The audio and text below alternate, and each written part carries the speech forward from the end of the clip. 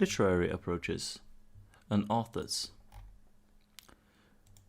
Literature has many forms and approaches, but is mostly viewed as intrinsically independent of author's age or any other extrinsic factors. The study of selection is more or less based on so-called literary elements.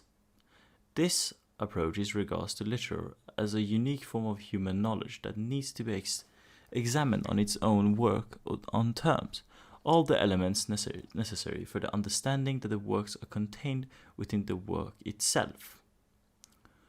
Of particular interest, the formalist critic are the elements of form, style, structure, tone, imagery, etc.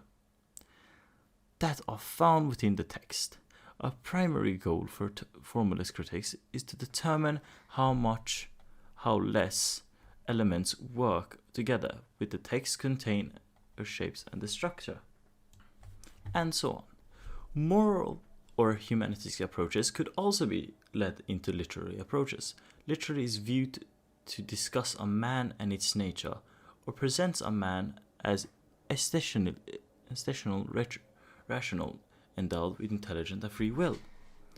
Or it could also be used for historical approaches. Literature is seen both as reflection and a product of times and circumstances in which it was written. It operates on its own and the premises of the history and nations, and telling the effects it has on time or people and its citizens.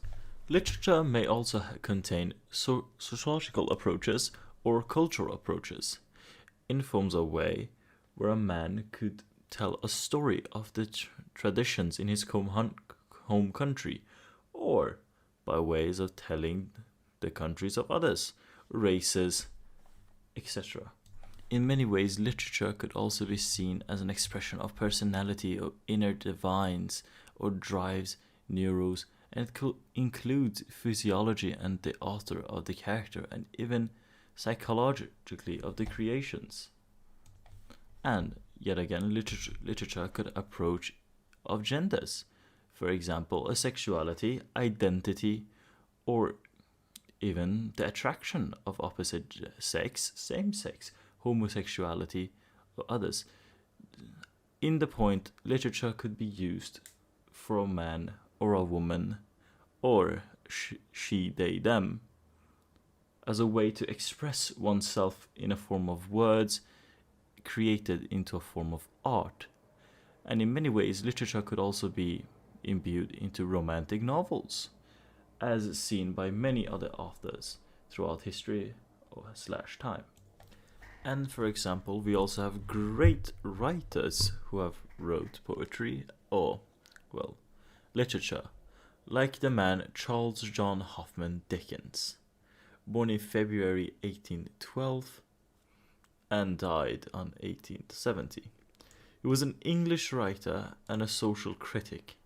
He created some of the world's best known fictional characters and is regarded by many as the greatest novelists of the Victorian era. His work was enjoyed unprotected in a very populated manner during his lifetime, and by the 20th century, critics and scholars has recognized him as a literary genius. His novels and short stories are widely read today and will be read for many years to come. But Dickens' literary success didn't begin as soon as he was born. It began with the year 1836, with the serial publication of the Pickwick's Papers, a publishing phenomenon that created his fame and success. After the creation of Sam Weller in the 4th episode of the Pickwick Papers, and a spin-off, with a few years later, Dickens had become an international literature celebrity, famous for his humor, style, and keen observation of character and society. His novel was most of the published in monthly/weekly installments. And Dickens also was a man of the people. He many times read feedbacks and worked on his literature art to be able to create better literature for the people and have them cheering his name most of the times.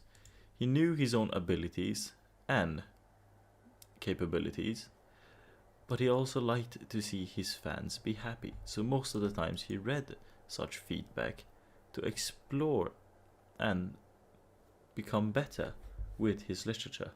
But in the end, my opinions of literature and authors are, well, literature can be used to express oneself in a form of art, and in my opinion, that is as best as we come as freedom to our one's self.